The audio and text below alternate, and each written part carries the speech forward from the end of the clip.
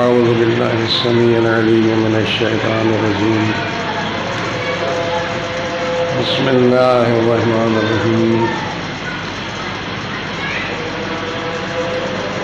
الحمد لله رب العالمين والصلاة والسلام والتحية والإكرام. أما بعد فقد قال رسول الله صلى الله عليه وآله وسلم: هذا حسین فارفو. بظاہر اس فقرے کی میں نے آپ حضرات کے سامنے تلاوت کی ہے. اس مجلس میں مناسبت نہیں معلوم ہوتی، اس لیے ایک تسلسل ہے.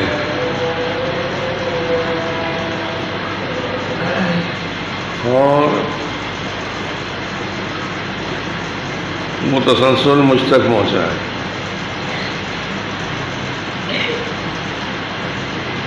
تسلسل کاہے کا؟ ایک تذکرہ جو عصمت کے کردار سے وابستہ ہے.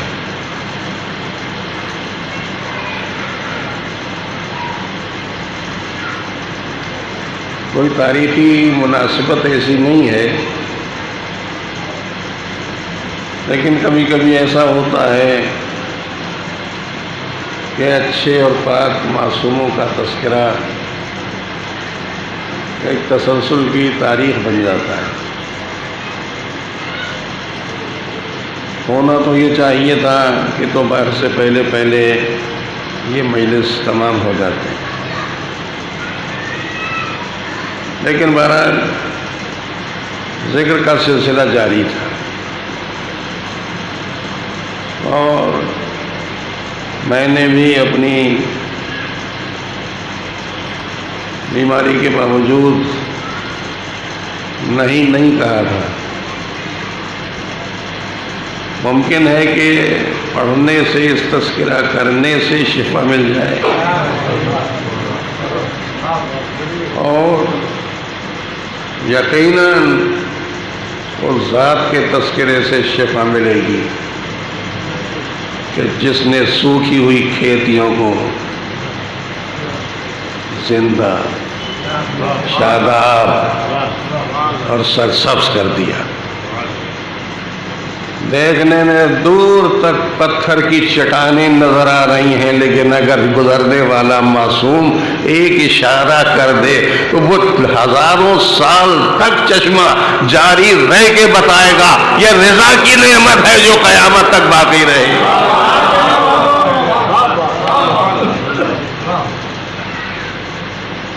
اسی معصوم کا تذکرہ ہے، اور اسی کے سلسلے کو آگے بڑھاتے ہوئے مجھے موقع ملا ہے چند جملے کہنے کا. یہ وہ زندگیاں ہیں جن کے عام طور سے تذکرے نہیں ہوتے، لیکن خصوصیت کے ساتھ جب ذکر ہوتا ہے تو حضور سرکار رسالت بھی تاکید کرتے ہیں، تاکید فرماتے ہیں، اور اس کی اہمیت کو دنیا کے سامنے پیش کرتے ہیں کہ عام لوگوں کی طرح نہیں، دنیا کے حاکموں کی طرح نہیں، بڑے بڑے صاحبان کر و فر اور سلاطین کی طرح نہیں، بلکہ یہ وہ ہیں کہ جن کے لیے رسالت بھی منبر چھوڑ دیا کرتی ہے.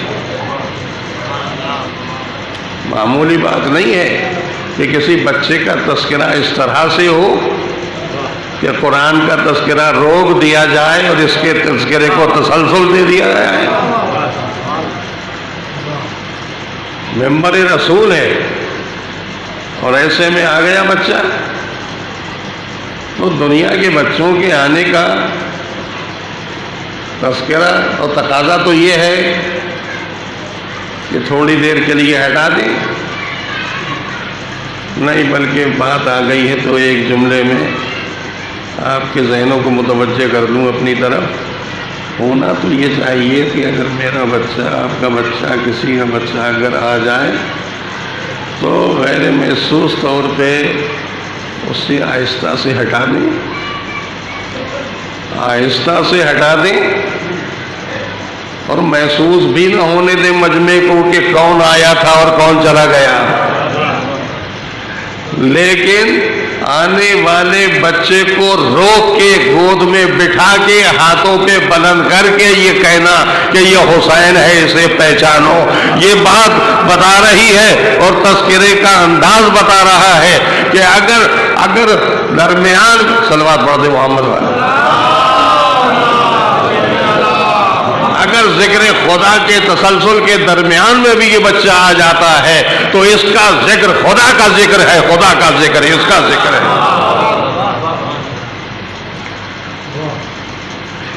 اب آگے بات بڑھے گی، میں کوشش بہرحال یہ کروں گا کہ آج کے اس تذکرے سے متعلق جسے زندہ رکھنا چاہا تھا معصوم نے، ہم بھی اس طرح شریک ہو جائیں کہ تاریخ کا ایک جز اور ایک حصہ بن جائے، اور اس طرح جز اور حصہ بن جائیں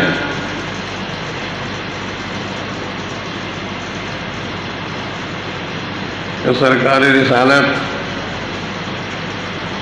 جناب محمد مصطفیٰ صلی اللہ علیہ وسلم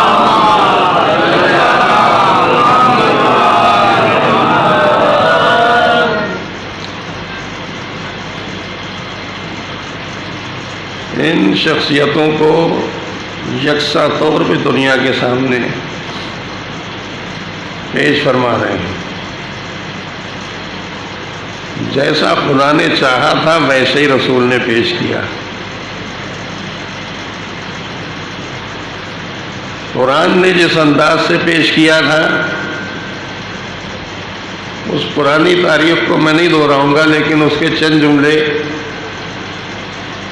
آپ کے ذہن تک پہنچانے کی کوشش کروں گا۔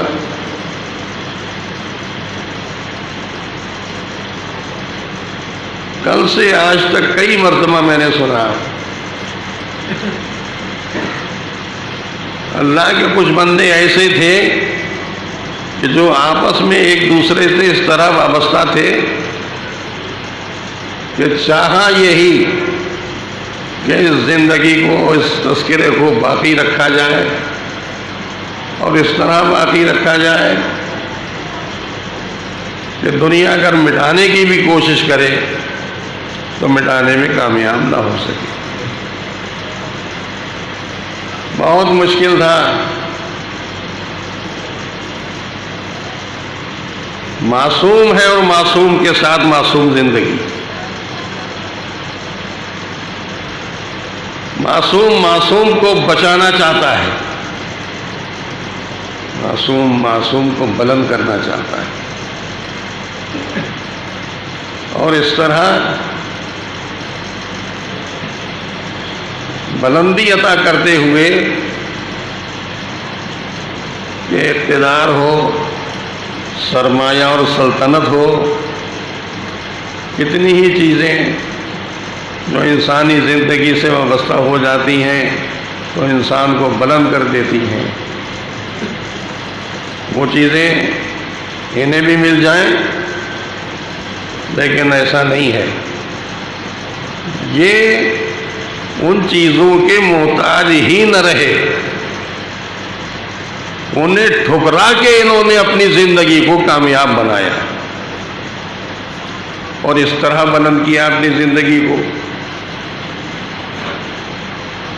کہ ان کے پاس نہ دولت ہے، نہ سلطنت ہے، نہ اقتدار،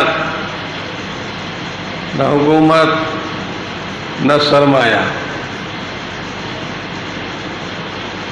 کچھ نہیں ہے، صرف الہی تمکنت کا ایک اشارہ تھا۔ میں اس لفظ کی تشریح اس وقت نہیں کروں گا، لیکن ہماری تاریخ کا جز ہے۔ تمکین ہر ایک کو نہیں ملا کرتی، جسے اللہ عطا کرتا ہے اسے تمکین ملا کرتی ہے،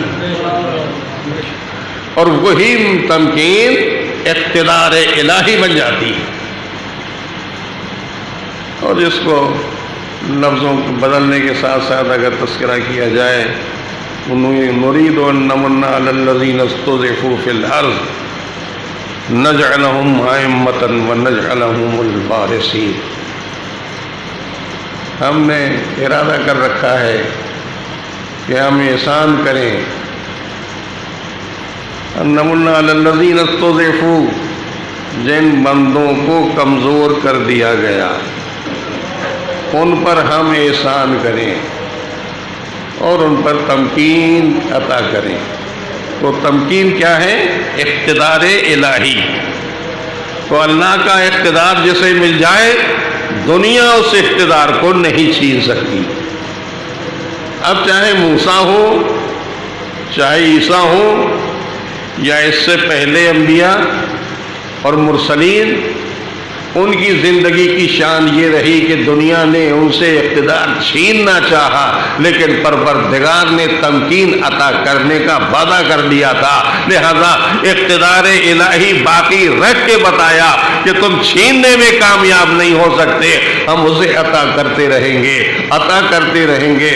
اور تمکین عطا کرنے کا جب ہم نے وعدہ کر دیا ہے تو وہ بندے پہچان دیے جائیں گے جنہیں ہم نے تمکین عطا کیا ہے، اور تمکین عطا کرنے والے ہم ہیں، اور تمکین جنہیں مل جاتی ہے وہ ایسے بندے ہیں جو صاحب اختیار بھی ہیں، صاحب اقتدار بھی ہیں۔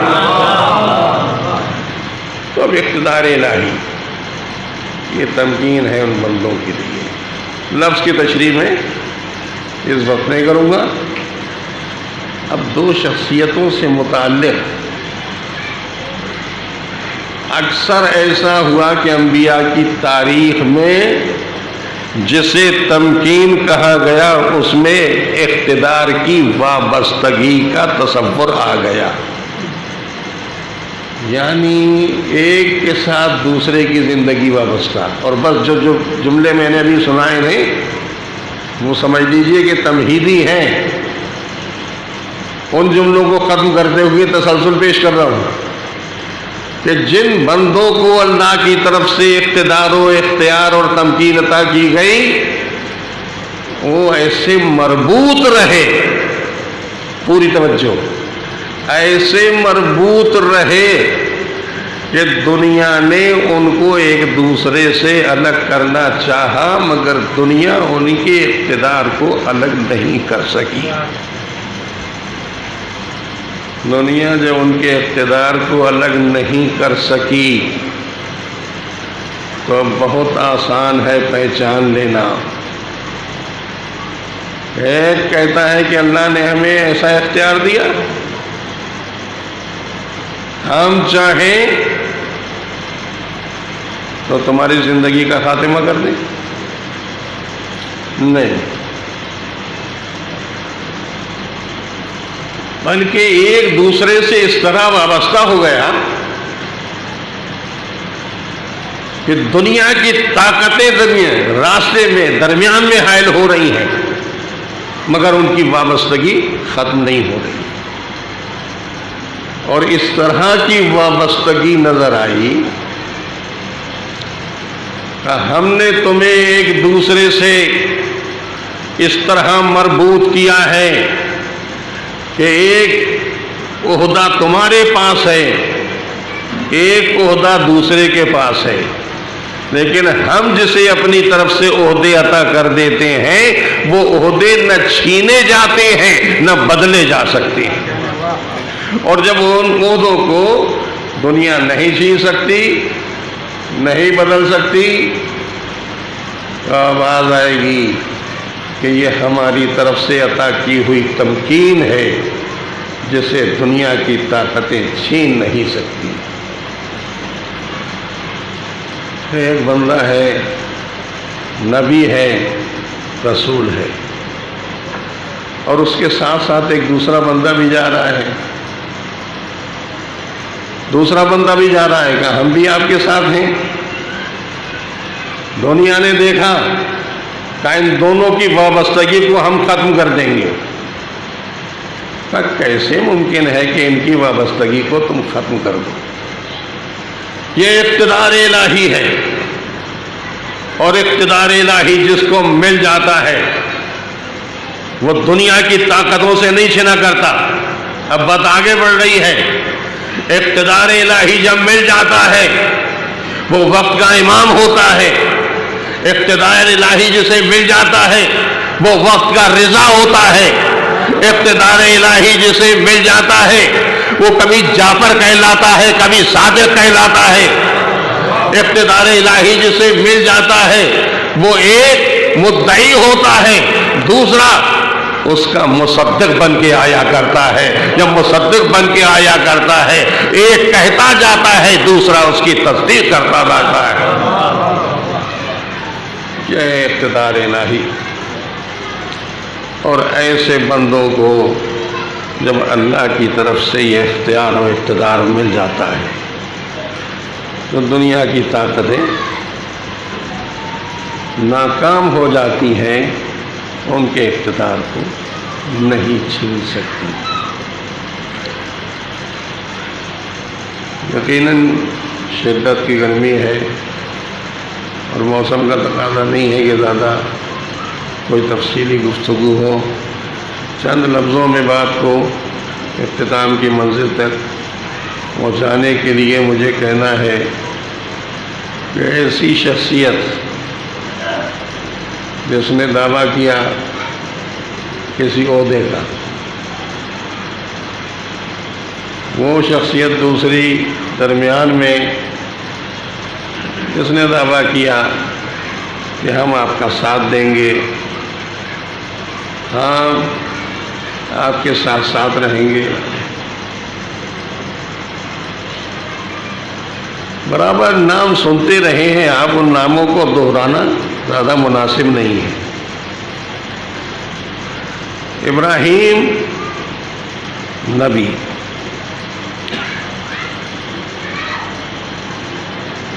اور بڑا اقتدار اور بڑا اختیار اور ایسی یادیں چھوڑنے والے، اس طرح کوئی دوسرا نظر نہیں آیا۔ موسیٰ بڑے اختیار والے، عیسیٰ، یہیں پہ اب بات روکوں گا، نبی ہیں، رسول ہیں، صاحب کتاب ہیں، صاحب شریعت ہیں، اور عیسیٰ کی زندگی کا کمال یہ تھا، اب ذہن پورے طور پہ متوجہ رہیں، عیسیٰ کی زندگی کا کمال یہ تھا کہ یہ کیا ہے؟ زمین، یہ کیا ہے؟ ہوا، فضا، اور آگے بڑھیے، فضا، ہوا۔ بلا وجہ میں نے آپ کو ان لفظوں میں الجھانے کی کوشش نہیں کی ہے۔ آپ یہاں تک پہنچے، کیسے پہنچے؟ کاہے پہ چل گیا ہے؟ پیدل یا کسی سواری کا سہارا لیا، اور اوپر پہنچ گئے۔ کہاں پہنچے؟ ہوا۔ اب ہوا میں چلے تو کیا آپ کے پیر زمین پہ تھے یا اس کے بعد ہوا میں تھے؟ نہیں تھے، بس ہم میں اور ان میں یہی فرق ہے کہ اللہ نے جنہیں نبی بنا کے بھیجا وہ زمین پہ بھی قدم رکھتے تھے، پھر آگے بڑھائے قدم تو دنیا حیرت میں رہ گئی کہ ارے زمین پہ تو ہے نہیں قدم، پھر ہوا پہ، ہوا پہ، ہوا پہ۔ عیسیٰ اس نبی کا نام ہے کہ جو ہوا پہ بھی قدم رکھ لیتا تھا اور پانی پر بھی قدم رکھ لیتا تھا۔ عیسیٰ آگے بڑھے، پانی پہ قدم رکھا، اور آگے بڑھے، پانی پہ قدم رکھا، اور آگے بڑھے، پانی پہ قدم رکھا۔ اصحاب پیغمبر آپس میں بیٹھ کے تذکرہ کر رہے تھے کہ اللہ نے عیسیٰ کو ایسے کمالات ادا کیے عام بندوں کو نہیں ملے، عام نبیوں کو نہیں ملے، اور مرسلین کو نہیں ملے۔ کیا کمالات ملے؟ کہ وہ جیسے زمین پہ چلتے تھے ویسے ہی پانی پہ چلتے تھے۔ اور جلدی سے تذکرہ سن لیجیے، بات مکمل ہو جائے۔ جناب عیسیٰ کا کمال یہ تھا کہ جیسے ہی چلتے چلتے پانی آتا تھا تو کوئی حیرت نہیں ہوتی تھی، اور چلنے میں کوئی تعجب نہیں ہوتا تھا، آگے بڑھنے میں کوئی استعجاب نہیں ہوتا تھا۔ قدم آگے بڑھاتے تھے، پانی پہ قدم رکھا اور آگے بڑھ گئے۔ تو اصحاب پیغمبر آپس میں یہ تذکرہ کرنے لگے کہ عیسیٰ کو اللہ نے ایک کمال عطا کیا تھا کہ جیسے زمین پہ چلتے تھے ویسے ہی ہوا اور پانی۔ حضور نے فرمایا تمہیں تعجب ہے؟ تمہیں تعجب ہے؟ اگر عیسیٰ کو ہم جیسا کمال ملا ہوتا تو وہ ہوا پہ چلتے، ہوا سے گزرتے، کسی سواری کی ضرورت نہ ہوتی۔ اب تو پتہ چلا کہ حضور نے فرمایا کہ عیسیٰ اگر کچھ اور ترقی کر جاتے، روحانیت اور بڑھا دی جاتی، تو وہ پانی پہ چلتے اور آگے بڑھتے، ہوا پہ چلتے۔ معلوم ہوا جو عیسیٰ جیسے نبی سے کمالات میں آگے بڑھ جاتا ہے وہ ہوا کے دوش پہ قدم رکھ دیا کرتا ہے۔ اب جب ہوا کے دوش پہ قدم رکھ دیتا ہے تو ایسی منزل پہ آواز آتی ہے، ارے اٹھانے والا کون ہے، آگے بڑھنے والا کون ہے؟ کہ اس کے قدم تو دیکھو، قدم ہوا کے دوش پہ نظر آ رہے ہیں۔ یہ کمالات اور خصوصیات ان بندوں کو اللہ کے ملے ہیں کہ جن کو اعجازی شان عطا کی ہے، اور جب اعجازی شان عطا کر دی تو نبی نبی ہے، رسول رسول ہے۔ اور اس کے بعد اگر ہم امامت کی شان کو دیکھیں تو نبوت کی شان سے الگ نہیں بلکہ برابر نظر آئے گی۔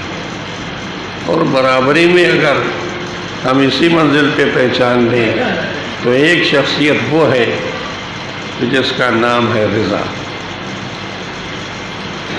آج کی تاریخ کچھ منسوب ہے ایسی شخصیت سے۔ رضا لقب ہے،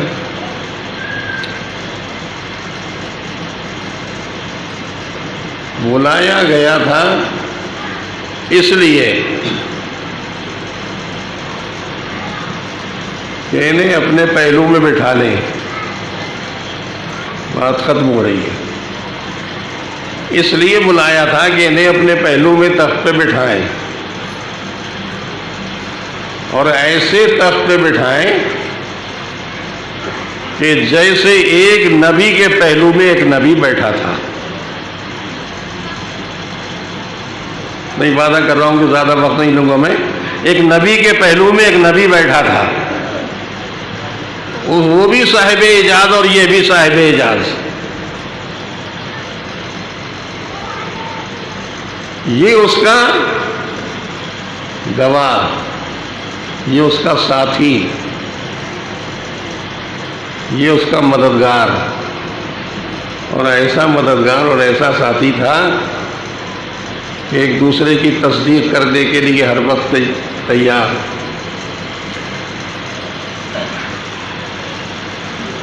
کل یہاں مجلس میں تذکرہ ہو رہا تھا، کئی مجلس بہت اچھی اور بڑی شان سے میں نے بھی سنی ہے۔ نبی کا تذکرہ اور نبی کے ساتھ نبی نبی کی تائید کر رہا ہے، نبی نبی کی نصرت کر رہا ہے، مدد کر رہا ہے۔ یہ تسلسل کچھ اس لیے بھی ہوتا ہے کہ ایک نبی کی زندگی پہچان لو، دوسرا نبی سمجھ میں آ جائے گا۔ اور ہم تو بڑی خصوصیت اور اعتماد کے ساتھ کہتے ہیں کہ ہمارے یہاں نبی کے بعد جو سلسلہ امامت چلا، ہر امام کو کسی کی زندگی اٹھا کے دیکھ لو، نبوت سمجھ میں آ جائے گی، رسالت سمجھ میں آ جائے گی، الوہیہ سمجھ میں آ جائے گی۔ شان ہے امامت کی۔ امام نبی، تو اب کچھ نبی ایسے ہیں جن کو مصدق بنایا، تصدیق کرنے والا بنایا۔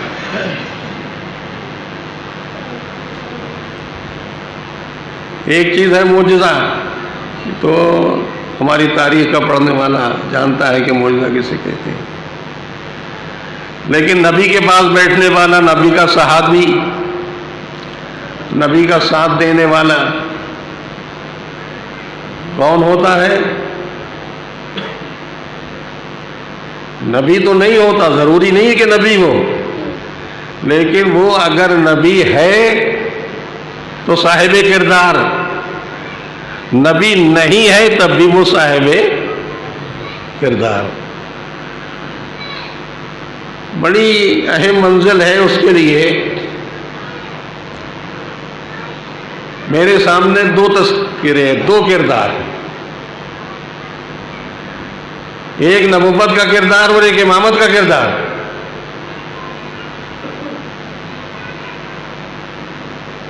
ایک ہی تخت ہے اور دو ہیں بیٹھنے والے۔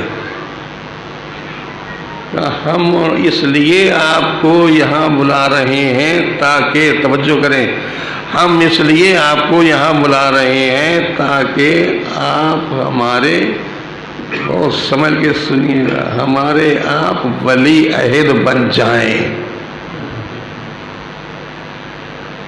اس لیے ہم نے یہاں آپ کو بلایا ہے کہ ہم آپ کو اپنا ولی عہد بنائیں گے۔ ولی عہد یعنی جانشین، ولی عہد یعنی اپنی جگہ پر بیٹھنے والا۔ ہم اپنی جگہ چھوڑ دیں گے، کبھی کبھی آپ کو بٹھا دیں گے، آپ ولی عہد ہوں گے۔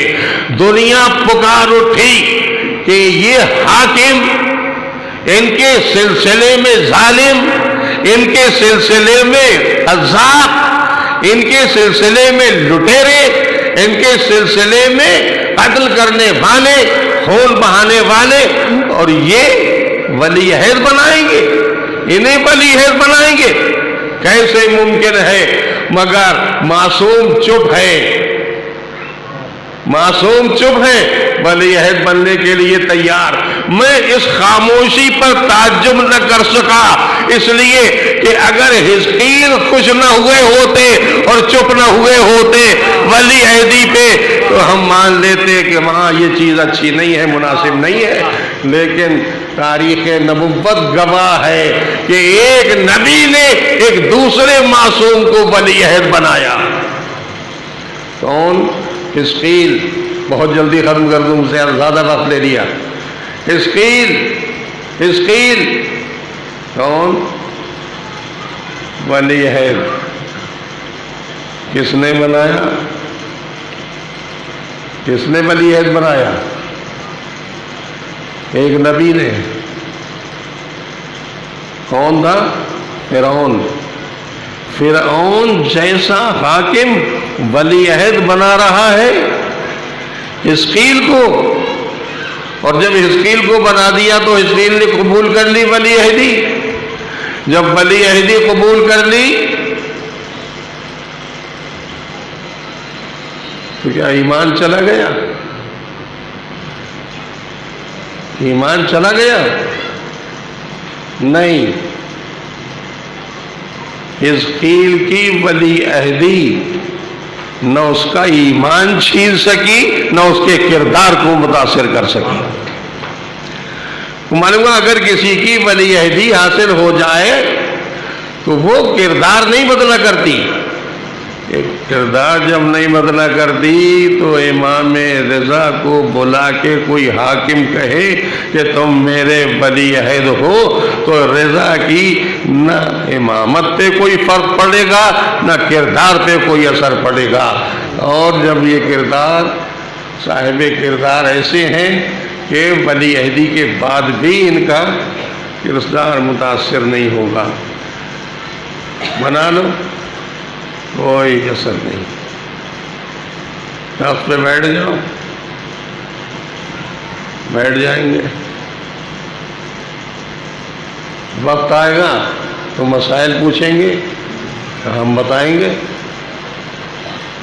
اور ضرورت پڑے گی آپ سے مدد مانگیں گے ہم مدد کریں گے۔ یہ سب کچھ کرتے رہے اور ولی عہدی قبول کیے رہے۔ وہاں سے بلایا تھا امام رضا کو یہ کہہ کے کہ آپ ہمارے ولی عہد رہیے گا، اور گویا ہم نے آپ کو اپنا جانشین بنا دیا۔ اس کے باوجود ظالم طے کر چکا ہے کہ ان کو زندہ نہ چھوڑوں گا، زندہ نہیں چھوڑوں گا۔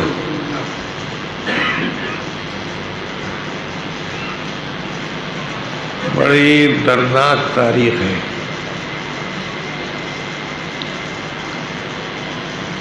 بڑی دردناک تاریخ۔ بغداد کا قید خانہ، بڑی توجہ سے سنیے گا، بغداد کا قید خانہ تاریخ میں ملتا ہے کہ اس قید خانے کے ایک حصے میں، ایک گوشے میں ایک پتھر رکھا ہوا تھا، بہت دن تک رکھا رہا۔ بغداد کے قید خانے میں پتھر رکھا ہوا تھا، بہت دن تک رکھا رہا۔ وہ ایک تاریخ تھی، بتا دوں کہ کون سا پتھر تھا؟ امام رضا کو ظالم حاکم نے ایسا زہر دیا، ایسا زہر دیا کہ امام انگوروں کو کھا کے جن میں زہر ملا ہوا تھا دربار سے اٹھے اور اپنے گھر گئے۔ ابو سلط غلام تھا، اس سے کہا کہ اب اس کے بعد تو مجھ سے بات نہ کر سکے گا۔ ابو سلط تڑپ گیا، رسول کا نواسہ بول رہا تھا، کیا بات ہے فرزند رسول؟ کہ مجھے زہر دے دیا، مجھے حاکم ظالم نے زہر دیا ہے۔ ظالم حکمرانوں کی تاریخ دہرائی گئی ہے، نبوت کے مقابلے پہ تاریخ ہو یا امامت کے مقابلے پہ تاریخ ہو، تاریخ کو دہرایا گیا کہ مجھے زہر دیا گیا۔ تاریخ کی لفظیں یہ ہیں کہ امام کو گھر سے بلایا یہ کہہ کے کہ بہت ضروری کام ہے، اور امام مامون کے کہنے پر آ کے بیٹھ گئے دربار میں، تعظیم کے لیے کھڑا ہوا، پورا دربار تعظیم کو کھڑا ہو گیا، اور امام کی تعظیم کرنے کے بعد کہا کہ میں نے آپ کی خدمت کے لیے کچھ انگور منگائے ہیں، یہ آپ کے لیے بہترین تحفہ ہے، اور ان انگوروں میں اتنا زہر ملایا گیا تھا کہ نہ جانے کتنے، آپ پہچانیے کہ کتنا زہر تھا، کتنا زہر تھا، اتنا زہر تھا کہ ان انگوروں میں زہر ملا کے امام کے سامنے جب رکھا گیا تو امام کے ہاتھوں تک جیسے جیسے انگور آتے گئے ہاتھوں کا رنگ بدلتا گیا۔ امام نے لبوں کو لگایا، نوش فرمائے چند انگور نوش فرمانے کے بعد امام کا چہرہ متغیر ہونے لگا، چہرے کا رنگ بدلنے لگا۔ امام کھڑے ہوئے، مامون نے کہا کہاں جا رہے ہو فرزند رسول؟ کہا جہاں تو نے بھیجنا چاہا ہے، جہاں تو نے بھیجنا چاہا ہے۔ کہا آپ کیا سمجھ رہے ہیں؟ کہا میں سمجھ رہا ہوں تو نے یہ تحفہ نہیں پیش کیا تھا، یہ موت کو دعوت دی تھی، اور موت کی دعوت میں نے قبول کر لی۔ امام اٹھ تو گئے، دربار سے اٹھ کے چلے اور ابو سلط کے پاس آ کے بیٹھے اور ایک جملہ کہا، ابھی تھوڑی دیر کے بعد میرا فرزند آنے والا ہے، تھوڑی دیر کے بعد میرا فرزند آنے والا ہے، آئے گا، خاطر میں کمی نہ کرنا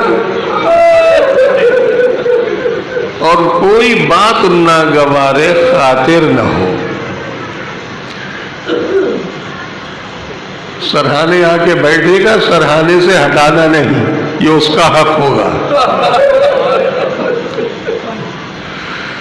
بس سنیے، ابو سلط کو یقین آ گیا کہ پتھروں میں، انگوروں میں زہر تھا، سامنے لا کے پتھر رکھا گیا۔ امام ایک ایک چیز طلب کرتے تھے، اتنی تکلیف تھی فرزند رسول کو کہ امام پتھر کو اٹھا کے اپنے کلیجے سے لگا لیتے تھے، ایسے لگا لیتے تھے کہ پتھر ٹکڑے ہو کے زمین پہ گر جائے گا۔ ہائے، اس پتھر کے ٹکڑوں کو جوڑ کے قید خانے میں رکھا گیا تو تاریخ یہ کہتی ہے کہ اس پتھر کا رنگ سفید تھا مگر سیاہ بنتا چلا گیا، اتنا زہر دیا گیا تھا، اتنے زہر کا اثر جس امام کے چہرے پہ ہو، دل پہ ہو، قلب و دماغ پہ ہو، اس کی کیا کیفیت ہوگی۔ وہ ایک مرتبہ دروازہ کھٹکھٹایا کسی نے، فرزند رسول دروازے پہ آ گیا۔ ابو سلط نے کہا کون؟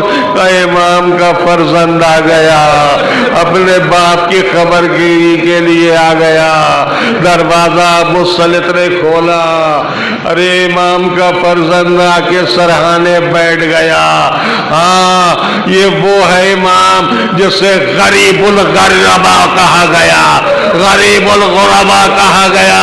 ہاں، ارے جس کا بیٹا سامنے موجود ہے وہ غریب الغربا ہے، لیکن ہائے سید سجاد، کربلا میں باپ سے اس سے طرف جدا ہوا۔ ارے تابوت تیار کیا گیا، ارے تابوت کے سارے امام آگے آگے آگے چلے، پیچھے پیچھے حکمرانوں کا مجمع جا رہا تھا۔ ماتم کرنے والے ماتم کر رہے تھے۔ رضائے غریب دنیا سے رک گیا، دنیا سے رخصت ہو گیا۔ جانے والا امام سیالم الظلم ویم القلم ینقلب، ماتم حسین